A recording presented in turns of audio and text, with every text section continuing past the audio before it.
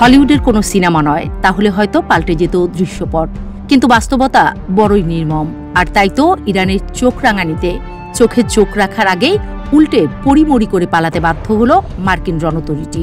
ইরানের সংবাদ মাধ্যমের বরাতে এএফপি বলছে, বুধবার স্থানীয় সময় সকাল 10টার দিকে পারস্য সাগরের ইরানের জলসীমায় ঢুকে পড়ে ইউএসএস ফিটজেরাল্ড নামে মার্কিন রণতরীটি। ইরানের সেনাবাহিনীর দাবি, মার্কিন ডেস্ট্রয়ারটি ইরানের পর্যবেক্ষণে থাকা জলসীমার কাছাকাছি চলে এসেছিল। তাৎক্ষণিকভাবে ইরানের নৌবাহিনীর ৩য় নৌবিমান ইউনিট থেকে একটি দ্রুতগামী হেলিকপ্টার পাঠানো হয় যুক্তরাষ্ট্রের জাহাজটিকে বাধা দিতে।